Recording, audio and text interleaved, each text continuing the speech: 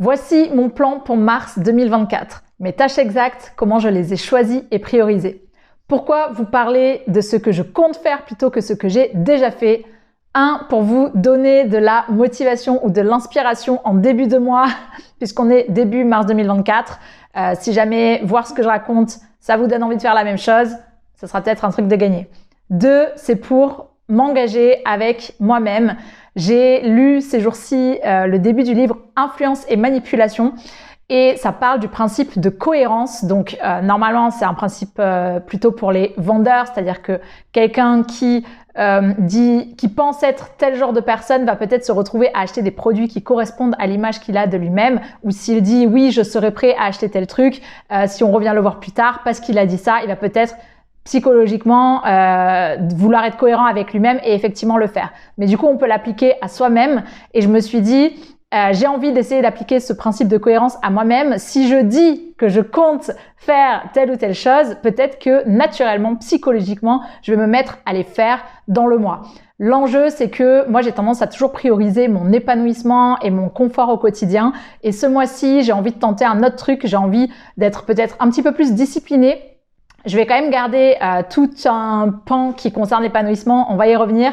Mais en tout cas, je me suis dit, je vais définir des tâches, je vais les prioriser, je vais me dire à moi que je vais le faire, mais je vais aussi publier une vidéo, comme ça, je vais aussi le dire aux gens et peut-être qu'à la fin du mois, j'aurai envie de faire le bilan et surtout pendant le mois, j'aurai envie de tenir mon engagement avec moi-même parce que je me serai engagée en public pour ça. Et 3, ça me permet d'avoir une trace tangible pour faire mon bilan à la fin du mois parce que ce qui a tendance à se passer d'habitude, c'est que je fais un plan, je me dis je vais faire tel ou tel truc, puis en fait au fur et à mesure, je rajoute des choses, j'enlève des choses et à la fin d'une période donnée, je sais plus du tout ce que j'avais prévu et je trouve que ça empêche d'avoir ce moment de victoire, ce moment où on peut savourer, se dire voilà ce que j'ai fait, voilà le chemin parcouru. Peut-être qu'il y a des moments où j'avais pas envie, mais je l'ai fait quand même, j'ai été disciplinée et je suis arrivée au bout. Et j'ai envie de pouvoir vivre ça. Je pense que ça peut donner un sentiment de satisfaction, d'accomplissement même à la fin du mois. Donc je fais le test ce mois-ci pour le mois de mars 2024. J'ai fait une liste de tâches, je les ai priorisées, j'ai noté combien de temps à côté ça allait me mettre. Je vous dis que je vais le faire et on va voir ce qui se passe. Est-ce que d'ici la fin du mois, j'aurai effectivement fait ces tâches? Est-ce que je les aurai réussies, etc. En attendant, on passe sur de la voix off. J'ai préparé des petites slides pour vous montrer comment je me suis organisée, comment j'ai choisi ces tâches, comment j'ai estimé leur temps, comment j'ai priorisé tout ça. On se retrouve tout de suite.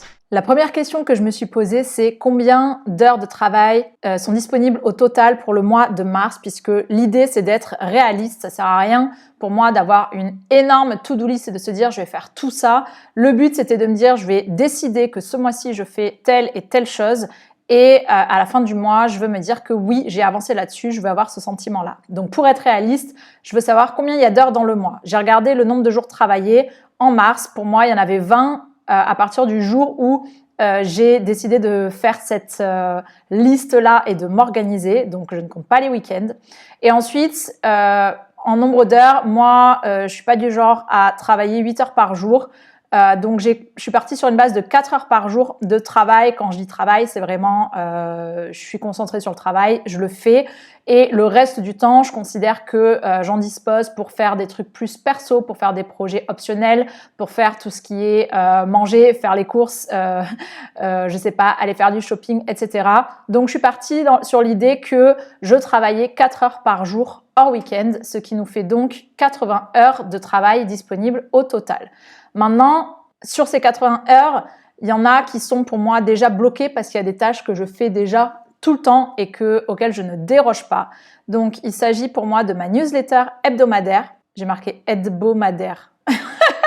Bon, hebdomadaire. Ma newsletter hebdomadaire, c'est un email que j'envoie tous les mardis matins. C'est un lieu dans lequel je parle avec transparence de mon quotidien de femme trentenaire, solopreneur, sur plein de pans à la fois entrepreneurial, liés à l'argent, à ce que je mets en place dans mon entrepreneuriat, mais aussi des trucs beaucoup plus perso liés à ma vie sentimentale, à la vie sentimentale de façon générale, au rapport au corps, aux loisirs, à l'organisation au quotidien, soutien à des difficultés qu'on peut rencontrer émotionnelles, des trucs que je traverse, etc. Le but de ce rendez-vous hebdomadaire, c'est de parler avec vulnérabilité de ce que je traverse réellement, et le but c'est que ça puisse peut-être faire un écho chez vous. En tout cas, c'est le retour que j'ai. En gros, tout sujet que je rencontre dans mon quotidien est un sujet d'étude pour moi, et je viens raconter ça tous les mardis dans ma newsletter en privé. Donc si ça t'intéresse, je te mets le lien d'inscription dans la description. Et des stats du lundi.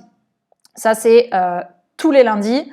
Je regarde combien j'ai d'abonnés à ma newsletter, combien j'ai eu de trafic sur mon blog, lesnouveautravailleurs.fr, combien j'ai d'abonnés à mon compte Instagram, Easyslator, combien j'ai reçu d'argent pour mon livre sur KDP, mon livre Vivre de ses livres grâce à l'auto-édition. Je vous mets un lien dans la description. Je regarde combien j'ai touché d'argent via l'affiliation Amazon parce que j'ai des liens affiliés dans les articles de mon blog. Bref, tout ce qui est un peu en lien avec ça. Je fais un petit bilan que je note dans un document.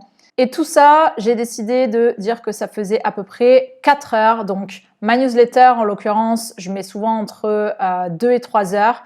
Les stats, c'est beaucoup plus rapide. C'est plutôt 15 minutes ou 30 minutes si je traîne un petit peu, si je vais un peu plus dans le détail. Je peux même le faire en 5 minutes presque si je veux.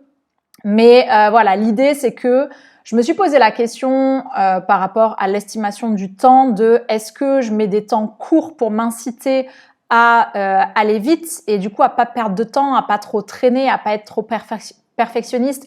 Mais en vrai, ça me met la pression et je pense que je peux pas lutter contre mon envie parfois de faire mieux ou de le faire à mon rythme. Donc, j'ai pas voulu, dans mes estimations du temps, mettre des timings trop courts. C'est pour ça que là, j'ai vu un petit peu large et j'ai mis 4 heures, ce qui pour moi correspond à la demi-journée. Donc, même si j'ai dit du coup que j'allais travailler 4 heures par jour, ça veut dire que le lundi, je vais travailler 4 heures sur ce sujet-là et que l'après-midi, potentiellement, je vais pas travailler et je vais faire autre chose. Ça me laisse cette liberté-là. Et donc, 4 heures fois 4 semaines, ça fait 16 heures bloquées, ce qui fait qu'il ne me reste plus que 64 heures pour faire mes autres tâches de mars.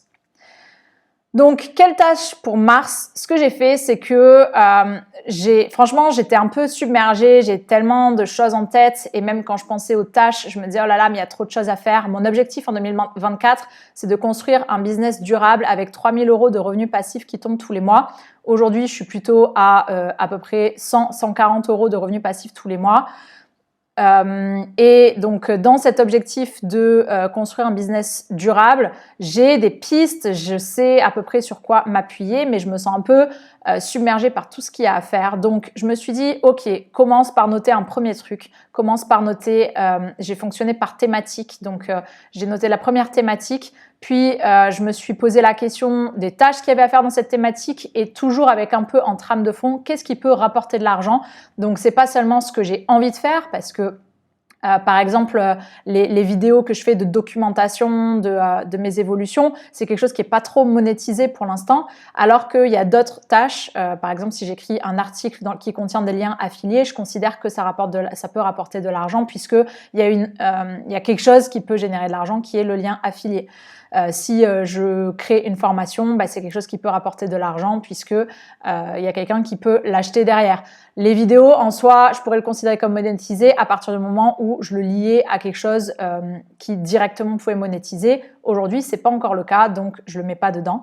Voilà, donc j'ai cette réflexion autour de qu'est-ce qui peut rapporter de l'argent et plus précisément, qu'est-ce qui est le plus urgent ou le 20-80. Et ce que j'entends par là, c'est que vu que je veux construire un business durable et qu'il y a cette notion d'argent au milieu, mon but, c'est de faire en sorte que dans le mois, il y ait des tâches qui me donnent l'impression d'avancer là-dessus, d'avancer vers la construction de ce business durable, d'avancer vis-à-vis du fait de gagner de l'argent et de gagner ce revenu passif. Mais c'est pas la seule chose qui compte. Il y a aussi l'épanouissement. C'est pour ça que j'ai choisi de ne partir que sur 4 heures par jour. Et on verra dans la priorisation aussi que je le prends en compte. Donc, en tout cas, là, j'ai fait une liste de toutes les tâches auxquelles je pensais pour ce mois-ci. J'ai essayé de rester réaliste sur le fait qu'on est en train de parler d'un mois et pas d'une année. À un moment, il y a un truc que j'ai vachement détaillé et en le détaillant, je me suis rendu compte que c'était impossible de le faire sur un seul mois. C'était énormément de travail. Mais voici comment au début j'ai commencé à le faire. Là, je vais vous montrer la logique, c'est pas le truc final. Le truc final, il arrivera après. Donc, ma première thématique, c'est le design humain parce que mon article qui marche le mieux sur mon blog, qui rapporte quasiment 30% du trafic, c'est sur le design humain. Mon blog est reconnu sur ce sujet-là. Donc, j'ai 3 tâches dans cette thématique-là. C'est vraiment, ça, là, on est sur un de mes gros piliers. J'ai 2 gros piliers. Ça, c'est le premier, c'est le design humain. Pour moi, je veux monétiser ça puisque c'est ce qui marche le mieux actuellement sur mon blog. Donc, je veux m'appuyer là-dessus pour faire rentrer de l'argent. La première chose en design humain, c'est que j'ai commencé à développer des partenariats avec des professionnels du design humain, dont Auralima. Je leur ai proposé qu'on coécrive des articles qui expliquent l'intérêt de se former au design humain, de devenir coach en design humain, comment on devient coach en design humain, des trucs comme ça, qui derrière peuvent amener à leur formation à elles, pour lesquelles j'ai des liens affiliés et des codes promo.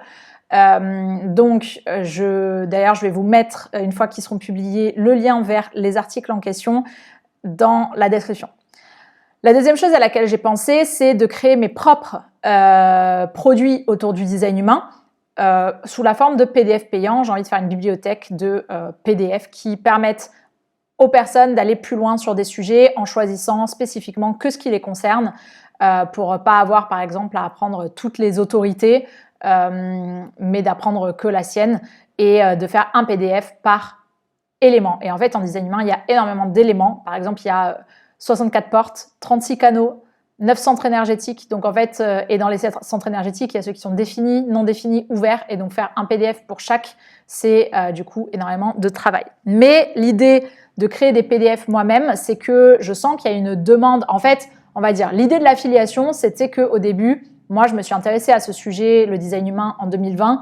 Et j'avais pas envie de... En fait, je suis passée à autre chose et je me rends compte que c'est pas mon kiff que d'expliquer le design humain. Je l'ai appris pour moi, je l'ai expliqué un peu sur le blog. Et en fait, il y a beaucoup de demandes de gens qui veulent aller plus loin et donc, je me suis dit... Comment est-ce que je peux monétiser sans créer des choses moi-même? Je vais le faire par affiliation, je vais développer des partenariats. Donc, c'est la première étape que j'ai faite. Sauf que les partenariats, je me rends compte que c'est des personnes qui ont créé souvent des gros accompagnements à 2000, 3000 euros. Alors, parfois, il y a d'autres ateliers ou PDF moins chers, mais on va dire que les offres, il y a ça, ou alors il y a des lectures de chartes autour de 150, 300 euros, un truc comme ça. Mais voilà, c'est un format, c'est un type de prix et il y a beaucoup moins ce que moi je veux faire, qui est de rendre les gens autonomes en leur permettant d'accéder à l'information, mais uniquement à l'information dont ils ont besoin et à des prix réduits, puisque on peut chaque PDF va avoir un prix relativement faible et après chacun décide combien de PDF il achète, quels sont les éléments sur lesquels il a vraiment envie d'apprendre des informations. Donc moi, j'ai envie de me placer un peu dans ce truc intermédiaire parce que je sens qu'il y a une demande. En soi, c'est pas encore vérifié, ça sera vérifié le jour où je sors les PDF payants, mais je me suis dit que j'allais faire un petit effort et que j'allais créer ces choses-là parce que ce que les gens viennent chercher sur mon blog et chez moi, c'est l'aspect explication, vulgarisation. Je pense que moi, c'est ma valeur ajoutée sur la scène du design humain comparé à d'autres personnes qui sont peut-être plus dans une capacité à accompagner les personnes. Moi, je suis plus dans l'explication, dans l'information. C'est plus ça mon métier, c'est plus ça ma zone de génie, on va dire. Donc, je m'étais dit, pourquoi pas commencer à faire ça ce mois-ci. Et la troisième chose, c'est créer un tunnel de design humain. Ce que j'entends par là, c'est que pour construire ce business durable de revenus passifs, pour moi, il faut 3 choses. Il faut le lieu, ce qui attire le trafic. Ça, c'est le premier bout du spectre. À l'autre bout du spectre, on a l'offre payante, donc par exemple les PDF payants ou renvoyés vers mes partenaires. Et au milieu, on a ce que j'appelle le tunnel, qui est ce qui va relier les deux, c'est-à-dire que quand la personne arrive sur le contenu gratuit, qui est celle qui l'attire à mon blog, ensuite elle est guidée vers d'autres contenus et in fine vers les offres payantes qu'elle pourra choisir de payer ou non. Mais l'idée, c'est de un peu accompagner, guider, orienter, tout en proposant peut-être aussi continuer de proposer du contenu gratuit au milieu. Mais le but, c'est de pas juste rester sur les articles avec des liens affiliés, mais faire rentrer les gens dans un processus qui va les aider à mieux comprendre ce que c'est le design humain, à mieux comprendre comment ça peut les aider, à mieux comprendre ce qui est disponible pour eux pour aller plus loin sur ce sujet, que ce soit mes PDF payants ou les offres de mes partenaires en affiliation. Et ça, je pense que voilà, le tunnel, c'est important parce que c'est pour moi ce qui manque le plus aujourd'hui, puisque d'un côté, j'ai déjà la première partie qui est les articles gratuits qui attirent du monde. J'ai commencé à avoir les offres des partenaires affiliés, mais je l'ai juste mis à certains endroits et c'est pas encore trop évident. Mais clairement, il manque le tunnel. Il n'est pas du tout présent aujourd'hui. Il y a des personnes qui s'inscrivent à ma newsletter, mais via un autre moyen que l'incentive design humain, soit parce qu'ils veulent s'inscrire à ma newsletter hebdomadaire, qui elle est globale, soit parce que j'ai un autre guide gratuit qui est sur les nouveaux modes de travail. Enfin bon, c'est un peu le bordel aujourd'hui. C'est pas très segmenté. Et ça va être un gros travail de l'année. Mais pour ce mois-ci, le focus, ça serait ces 3 choses-là. Ensuite, mon deuxième gros pilier, c'est l'auto-édition, puisque je viens de passer 13 mois à écrire un livre sur l'auto-édition qui s'appelle « Vivre de ses livres grâce à l'auto-édition ». Donc, c'est un gros livre de 430 pages en grand format avec beaucoup d'informations qui explique tout le fonctionnement de l'auto-édition et toutes les stratégies de vente des personnes qui ont réussi à vivre de leur livre en auto-édition que j'ai trouvé. Et l'idée, c'est que ce livre, il est sur Amazon, donc il se vend un peu tout seul. C'est-à-dire que même si je fais rien, il y a des euros qui rentrent tous les mois. C'est pas encore très élevé. Et ma stratégie autour de ça, c'est de rentrer dans une logique de quelque chose de durable. Et pour moi, quelque chose de durable, c'est avoir un tunnel où il y a du contenu gratuit qui amène vers un tunnel, qui amène vers le livre ou d'autres offres payantes autour de l'auto-édition, puisque bien sûr, j'ai plein d'idées, puisque j'ai toujours plein d'idées sur tous les sujets. La question, c'est qu'est-ce que je mets en place en priorité, qu'est-ce que j'ai l'énergie de mettre en place, et qui est du 20-80 pour moi, c'est-à-dire que je mets de l'effort dans quelque chose qui peut me rapporter du revenu, puisque c'est ma grosse problématique de solopreneur depuis que j'ai commencé en 2018, cette impression de travailler beaucoup et de recevoir peu en échange. Donc j'essaye d'inverser le ratio cette année.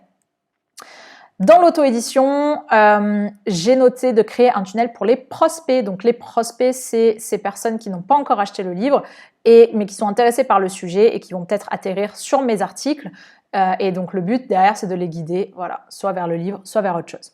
Mais j'ai aussi noté de changer la séquence email des clients du livre. Donc j'ai mis en place un système dans mon livre pour que ceux qui l'ont acheté téléchargent un PDF gratuit, ce qui me permet d'avoir leurs emails. Et aujourd'hui, j'en fais rien. Ils sont là, tranquillement, sur mon petit outil. J'ai ma petite liste des personnes qui ont acheté le livre et qui ont fait la démarche de télécharger ce PDF supplémentaire qui contient ces 30 pages supplémentaires sur un comparatif entre le fait de passer par une maison d'édition et le fait de s'auto-éditer, avec la vérité sur les avantages et les inconvénients de chaque. Puisque je pense que l'auto-édition n'est pas faite pour tout le monde. Moi, elle était faite pour moi, mais c'est pas le cas de tout le monde. Et j'ai fait ça parce que justement, c'est une des stratégies suggérées par un des entrepreneurs auto-édités qui gagne 60 000 euros par mois, qui génère 60 000 euros par mois de chiffre d'affaires avec ses livres auto-édités. Quelqu'un de très sympa, de très humble et qui est très tourné vers apporter du contenu et de la valeur à ses lecteurs, clients, élèves, puisqu'il est prof de guitare.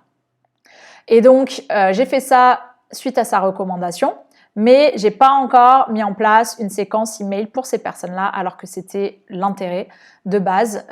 Déjà, il pourrait y avoir un email de bienvenue un peu plus poussé, d'autres emails derrière, enfin voilà. Donc, il y a un truc à faire autour de ça.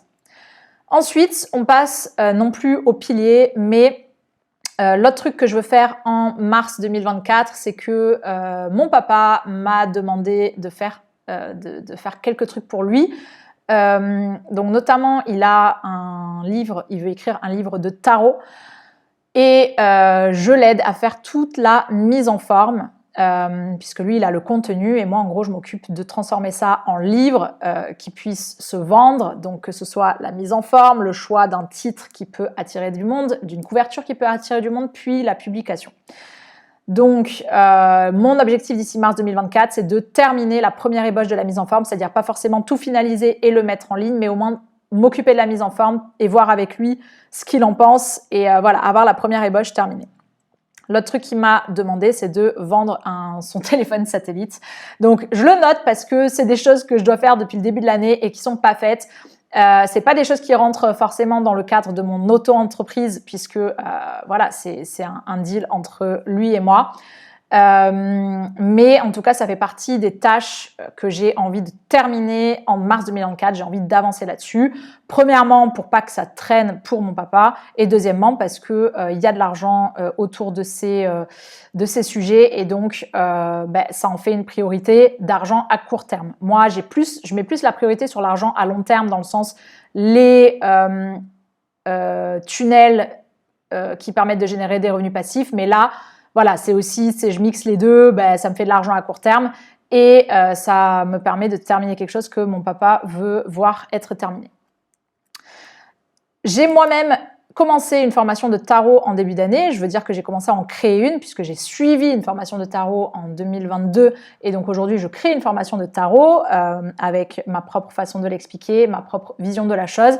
Une façon vulgarisée puisque je ne suis pas quelqu'un qui vient du milieu énergétique ou médiumnique de base, donc c'est vulgarisé pour les personnes comme moi qui veulent apprendre le tarot sans venir de ces milieux-là. Elle est déjà commencée, j'ai déjà mis 29 vidéos, il y a déjà les 21 premiers arcanes majeurs, il en manque plus que un, puis les arcanes mineures, etc. On va y revenir. En tout cas, mon objectif pour mars 2024, c'est pas forcément de la terminer, mais c'est d'avancer. Parce que, comme vous le constatez ici, il y a plusieurs sujets. Et je sais que certaines personnes pourraient dire, est-ce que tu voudrais pas plutôt te concentrer que sur le design humain, par exemple, pour finir tout ce qui est en lien avec le design humain, puis en avril, tu feras l'auto-édition, puis en mai, tu feras le tarot, etc. Non, parce que moi, je suis quelqu'un qui a besoin de variété et ça me tue à petit feu de ne faire qu'un seul sujet. Donc, j'ai besoin de cette variété, j'ai besoin de l'intégrer et je préfère avancer moins sur chaque sujet, mais avancer sur tout en parallèle que tout finaliser d'un seul sujet pour un seul mois, en un seul mois. Et dernière chose, j'ai acheté le livre Influence et manipulation que j'ai commencé à lire. Et vu que j'ai commencé, j'ai envie de terminer.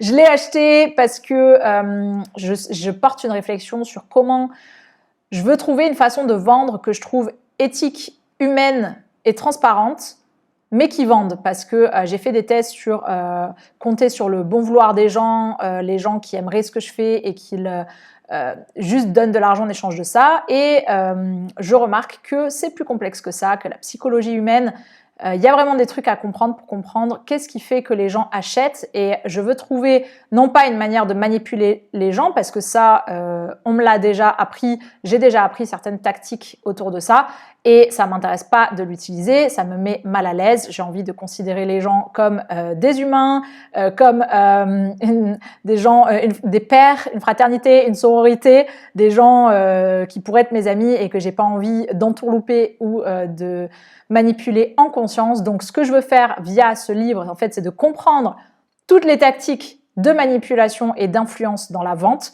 pour ensuite les adapter d'une façon que je trouve éthique et humaine et transparente. Et parce que ce que je comprends, c'est que le fonctionnement de la psychologie humaine fait que on ne va acheter que dans certaines conditions et ça ne veut pas dire qu'on se fait entourlouper et qu'on ne voulait pas acheter le truc, sauf quand c'est utilisé à cet escient-là, mais ça veut juste dire qu'on avait peut-être besoin de ce coup de pouce pour passer à l'action parce que c'est comme ça que la psychologie fonctionne. Donc moi, je veux analyser tout ça et donc pour ça, je veux terminer le livre.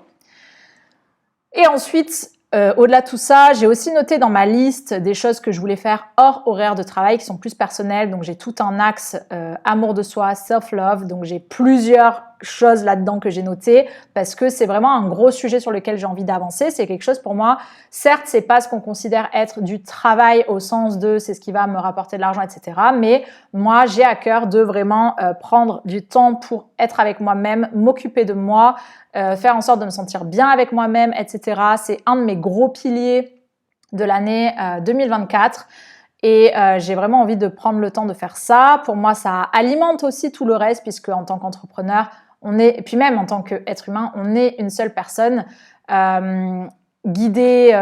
Enfin voilà, en fait, ce qu'on ressent à l'intérieur, ça va se refléter à l'extérieur, ça va influencer tout le reste. Donc pour moi, ça fait partie des choses que je veux intégrer à mon quotidien. Donc je l'ai noté sans l'intégrer dans les 4 heures par jour, puisque c'était aussi ça l'objectif, c'est d'avoir du temps pour faire le reste. Et le reste, notamment, c'est le self-love. C'est aussi le bénévolat. Roundnet Montpellier, c'est mon association de sport pour laquelle je vais arrêter de travailler. Mais justement, là, j'avais des dernières tâches à faire ce mois-ci. J'ai envie d'arrêter de m'impliquer là-dedans pour pouvoir laisser du vide et accueillir quelque chose de nouveau. Mais en tout cas, j'avais des dernières choses à faire, mais je ne le compte pas dans mes horaires de travail, même si ça peut être considéré comme du travail, le bénévolat. Et enfin, j'ai l'élan de commencer à apprendre la kizomba. Je fais déjà de la bachata sensuelle. La kizomba, et je sais aussi faire de la salsa. Et il y a souvent des soirées salsa, bachata, kizomba. Et à chaque fois, je me dis, il faudrait que j'apprenne la kizomba. Comme ça, je pourrais danser toutes les danses quand je vais aux soirées. Et en plus, je trouve que c'est une belle danse sensuelle. J'aime bien, donc j'ai envie de savoir la danser. Et j'ai envie que ça commence ce mois-ci. Voilà les premiers trucs que je m'étais dit au départ. Maintenant, à partir de ça, j'ai dû prioriser. Donc pour prioriser, la question, c'est vu que j'ai plus que, 64 heures, je crois, disponibles dans le mois, eh ben, va falloir faire en sorte d'en avoir des tâches qui ne comptent que pour 64 heures. Donc, quel temps vont prendre ces tâches ? Pour ça, j'ai besoin de connaître les sous-tâches plus précisément, les actions concrètes que je vais faire et dont je peux estimer le temps. Parce que tarot papa, c'est pas, on peut pas estimer ça. On a besoin d'être un peu plus précis. Donc quel temps estimé pour quelles sont les sous-tâches, quel temps estimé pour chaque sous-tâche. Et ben ça je l'ai laissé, mais en fait on va plutôt en parler après. Alors, les sous-tâches de publier les articles coécrits avec Oralima et qui contiennent les liens affiliés. Il y a 3 articles. Et pour l'article 1, j'ai déjà commencé et j'ai des questions. Donc, il faut que je lui envoie les questions par mail et il faut aussi que je prenne la décision. En fait, je dois au choix soit mettre des liens affiliés, soit proposer un code promo à ma communauté. Il faut que je choisisse entre les deux puisque le lien affilié, ça permet de traquer, mais les gens pourraient le contourner en oubliant que c'est moi qui leur ai recommandé ce professionnel-là et du coup, moi, je touche pas d'argent parce que si on n'est pas passé par mon lien, je touche pas ma commission d'affiliation. Et si je donne le code promo, l'avantage, c'est que les gens vont davantage vouloir passer par le code promotionnel pour en bénéficier tout simplement. Donc, j'ai plus de chances de toucher mon argent à la fin, mais je n'ai pas d'outils de tracking moi-même. Je dois faire confiance aux professionnels partenaires pour m'indiquer qui a acheté via le code promo à chaque fois. Donc, voilà, je dois choisir entre les deux systèmes. J'ai décrété que cette décision et l'envoi du mail prendraient 15 minutes puisque les questions sont déjà notées. Je ne note jamais aucune tâche en dessous de 15 minutes. Je ne note pas des tâches de 5 ou 10 minutes. Le minimum, c'est 15 minutes parce qu'il peut toujours y avoir un aléa. Même si ça nous prend 2 minutes, je le note dans 15. Après, si je sais que ça va vraiment prendre 2 minutes et que j'en ai 3, je note les 3 tâches comme 15 minutes, par exemple. Mais c'est toujours pour voir large. Ensuite, à partir des réponses que je recevrai, il faudra que je finalise l'article. J'estime ça à 30 minutes. Et ensuite, il faudra que je programme l'article. Dans la programmation, je note le fait de créer une métadescription, enfin de m'occuper de tout le SEO en fait, de tout la partie référencement, de mettre une image, et puis ensuite de programmer l'horaire auquel je veux que l'article soit publié sur mon blog. Pour l'article numéro 2, c'est légèrement différent puisque en fait je dois faire la partie que j'ai déjà faite pour l'article 1 qui est d'ajuster l'article à partir de ce que Natacha a écrit. Ajouter une intro, ajouter une conclusion, ajouter des titres SEO puisqu'en gros le deal c'est que Oralima me donne le contenu de base mais le fond, on va dire, mais moi je m'occupe de la forme et je rajoute un peu de fond pour que ça corresponde au type d'article qu'il y a sur mon blog et que ce soit pas une information trop brute et surtout que ce soit aussi optimisé pour le référencement. Donc il y a ça à faire et ensuite je compte aussi lui envoyer mes questions, 15 minutes, finaliser, et même chose. Et pareil pour l'article 3, on est pareil que sur le 3 et le 2, c'est les mêmes tâches. Ensuite, créer des PDF payants. Là l'idée c'était donc PDF payant, il y en aurait un par élément. Donc, Là, je vous donne juste un exemple, je ne vais pas tout noter parce que je vous ai dit, il y a 64 portes, etc. J'ai pris l'exemple des définitions. Il y a un élément qui s'appelle les définitions. Il y a la définition simple, double, triple, quadruple et sans définition. Donc là, je mets par exemple un PDF sur la définition quadruple. Il faudrait que je fasse des recherches pour savoir quoi dire dans le PDF parce que même si j'ai été formée, je pense que pour en faire un bon PDF, il faudrait que je me renseigne un peu plus, d'autant que moi-même, je n'ai pas la définition quadruple.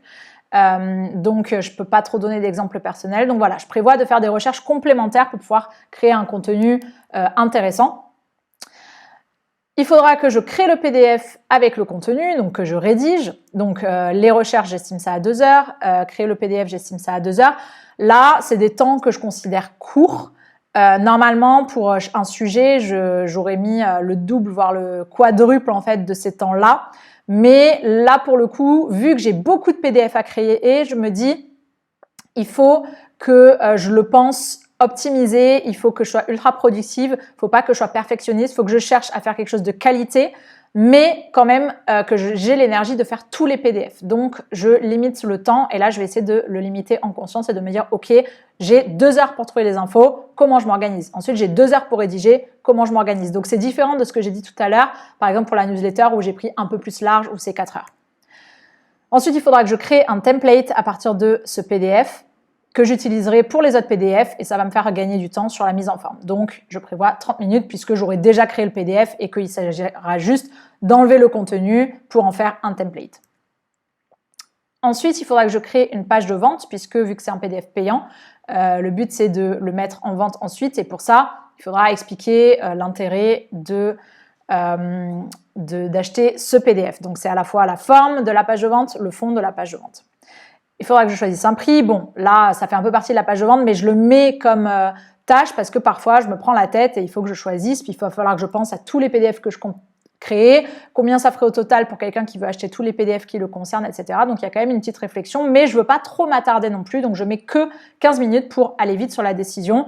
On passe à l'action, on met en place et on verra bien, on pourra toujours le changer par la suite. Et ensuite, intégrer la vente du PDF dans un email de la séquence. Donc là, je fais référence au tunnel de vente, au tunnel de design humain dont j'ai parlé tout à l'heure. Et justement, les PDF peuvent être une des œuvres vers lesquelles je renvoie. Donc ça, c'était un exemple de PDF payant.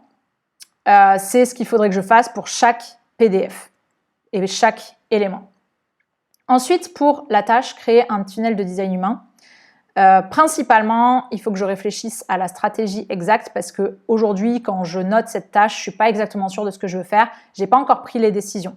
Donc, par exemple, la question c'est quel lead magnet je crée. Donc, comment on appelle ça déjà en français bon, bref, on va dire un PDF ou autre. Ça peut être un quiz ou quoi qui donne envie aux gens de s'inscrire. Donc, pour ça, de quoi est-ce que les gens ont besoin avant le lead magnet parce que ça peut être du coup le sujet. Vers quel produit payant je veux les amener? Qu'est-ce que je cherche à leur faire en termes de call to action, donc d'appel à l'action? De quoi est-ce qu'ils ont besoin ou envie après le lead magnet? Et ça me donne potentiellement la séquence email.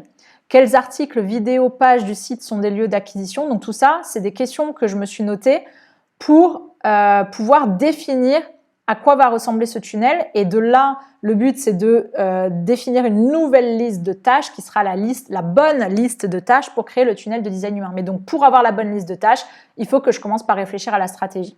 Bon, pour l'exemple, au début, j'avais aussi noté créer le lead magnet, créer l'email de bienvenue et créer la séquence email avec le temps que ça allait prendre à côté à chaque fois.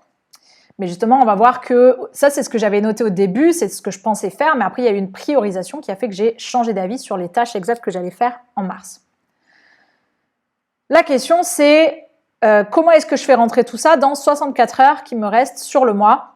Je pense, au vu des premières heures que j'ai mises, que tout ce que j'avais prévu n'est pas possible. Donc, la question, c'est quelles sont les tâches prioritaires? Et je vais commencer par cumuler le temps de ces tâches-là. S'il reste du temps, j'en rajouterai. Je déciderai lesquelles je rajoute. Mais je vais commencer par les plus importantes. Donc pour ça, si je reprends la liste qu'on vient de voir, et juste celle-là, parce qu'après, vous vous rappelez, il y a aussi ma formation de tarot, les trucs pour mon papa, etc. Là, c'est juste, j'ai pas tout mis, c'est pour donner l'exemple. J'ai donc, par exemple, ici, noté que le plus important, c'était publier les articles Oralima avec les liens affiliés, Premièrement, parce que c'est une monétisation possible. C'est du 20-80 parce que c'est relativement rapide à faire comparé à créer tous les PDF payants, par exemple. Et en plus, parce que j'ai mon partenaire qui attend aussi. C'est un co-travail. Elle a fait l'effort de m'écrire les articles. Donc maintenant, il faut que je finalise, quoi. Il faut que je délivre, que je livre le résultat. Les PDF payants, je les laissais de côté parce que c'est énormément de travail. Et je pense qu'avant de créer des PDF, je préfère me concentrer sur la création du tunnel parce que c'est dans le tunnel ensuite que déjà je vais pouvoir récolter les emails. Donc même si j'ai pas une séquence email qui est complètement terminée et tout, j'ai au moins les emails des gens dont je sais qu'ils sont intéressés par le design humain. Donc voilà, la priorité ce serait de créer le lead magnet, de récolter les emails et ensuite il y a la séquence email qui pourrait suivre, mais ça peut venir après. Là, si déjà je fais le début, je récolte les emails, ils ont le lead magnet et déjà je peux les renvoyer vers les contenus de mes partenaires professionnels du design humain. Il n'y a pas que Oralima, il y en a plusieurs, en expliquant l'intérêt de chacun, etc. Potentiellement en rajoutant un peu d'éducation, de pédagogie au début sur par quoi commencer quand on veut se renseigner sur le design humain, etc.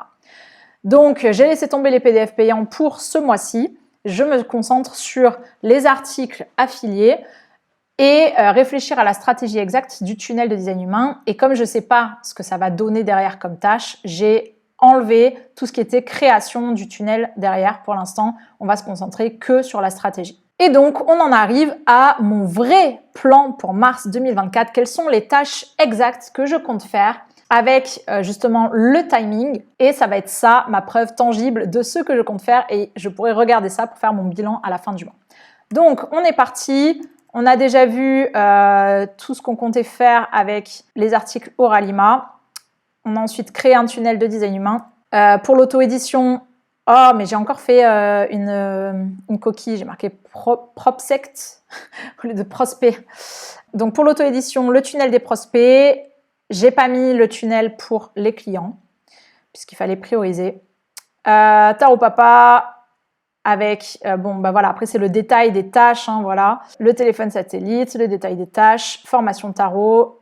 Donc la formation de tarot, c'est pareil, j'ai pas prévu de la finir, mais j'ai prévu d'avancer, donc d'enregistrer le dernier arcane majeur, puis de me renseigner sur les arcanes mineurs. C'est un peu comme pour le design humain, même si j'ai été formée, j'ai envie de faire des recherches complémentaires parce que j'ai pas assez d'infos, on va dire, pour en faire des cours complets. Moi, ma prof, elle les utilise quasiment pas, donc même si on l'a vu assez vite. Et je veux aussi changer la vignette, puisque aujourd'hui, ça s'appelle Tarot divinatoire, apprends à tirer les cartes même sans don particulier. Et je pense que le mot divinatoire fait peur, et en fait, je pense qu'il peut y avoir un intérêt pour le fait d'apprendre les cartes sans vraiment croire dans le côté divinatoire ou vouloir l'utiliser. Donc, j'ai changé ça. En fait, ça, je l'ai déjà fait, mais bon, parce qu'on est le 5 mars et tout ça, c'était avant, c'était pour le 1er mars. Changer la vignette en apprend à tirer les cartes du tarot de Marseille pour que ce soit un petit peu plus neutre. Et sur la page de vente aussi, il faut que je rajoute un texte qui dit que c'est en prévente actuellement. Elle est à 87 € au lieu de 297 €. Et j'augmente le prix au fur et à mesure que j'ajoute des cours. Et en fait, je suis encore en train de créer des cours. Pour l'instant, il y a 29 vidéos, mais il y en a d'autres qui arrivent. Et voilà, le but c'est que les gens pensent pas que c'est ça, enfin il y a la liste des cours et qu'ils sachent qu'il y a autre chose qui arrive derrière. Donc en tout cas, si la formation de tarot vous intéresse, je vous mets le lien aussi dans la description. Je vous mets aussi le lien vers mon livre Vivre de ses livres grâce à l'auto-édition. Bref, tous les trucs dont j'ai parlé dans cette vidéo, vous pouvez les retrouver en description si ça vous intéresse. Tac, voilà, puis enregistrer la vidéo du dernier arcane majeur. Réfléchir aussi à la stratégie pour un tunnel de vente durable.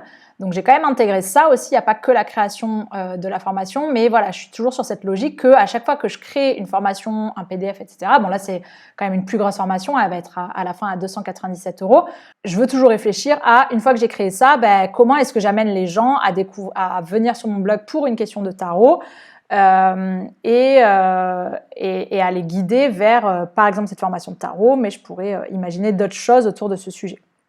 Aujourd'hui, c'est ça l'offre. Bon, ça nous donne quoi comme nombre d'heures tout ça? On a 1 heure, 2 heures, 2 heures, 2 heures, 2 heures, 32 heures pour le tarot de mon papa. Bon, j'ai vu un peu large, hein, j'espère que ça va me mettre moins de temps, mais j'ai noté 32 heures. 1h30 et 8h. Et tout ça, ça nous fait un total de 50h30 minutes, ce qui fait qu'il nous reste encore 15 heures, si je ne me suis pas trompée. Donc, vu qu'il reste 15 heures, on va encore pouvoir ajouter d'autres trucs, parce que j'ai quand même vu large. Donc, on n'est que sur du 4 heures par jour, et j'ai quand même vu large dans le timing que j'ai prévu pour chaque tâche. Maintenant, on verra à la fin du mois si effectivement j'ai mis ce temps-là. J'ai donc décidé de modifier l'opt-in à ma newsletter parce que encore ce matin, ça m'arrive quelquefois de recevoir un mail de quelqu'un qui est vénère ce matin. On m'a traité, alors laisse tomber, enfin je vais même pas le dire, mais voilà. On m'a insulté, on m'a dit d'aller me faire et tout ça. Et donc c'est quelqu'un qui pourtant s'est inscrit il y a 5 jours, mais selon lui, il m'a pas donné son email. Bon, je réponds pas, hein, dans ces cas-là, je le désabonne et c'est tout, parce que je pense que c'est des personnes de toute façon avec qui quelqu'un qui est capable d'écrire de telles choses par email, j'ai même pas envie de discuter avec lui ou de lui donner de l'énergie. Mais ce que ça montre, c'est qu'il y a des personnes qui ne font pas bien le lien entre le guide qu'ils ont téléchargé et la newsletter que j'envoie par la suite. Et ça peut se comprendre parce que même si c'est marqué, les gens ils font pas attention. Il n'y a pas de double opt-in aujourd'hui, donc les gens ils ont donné leur email une fois, ils n'ont pas reconfirmé qu'ils voulaient recevoir la newsletter. Moi, j'ai pas envie d'avoir des gens comme ça qui tombent chez moi. C'est, je pense, les anciennes méthodes. Typiquement, c'est une méthode un peu de manipulation dans le sens où on incite les gens à venir pour quelque chose, mais derrière on leur propose autre chose.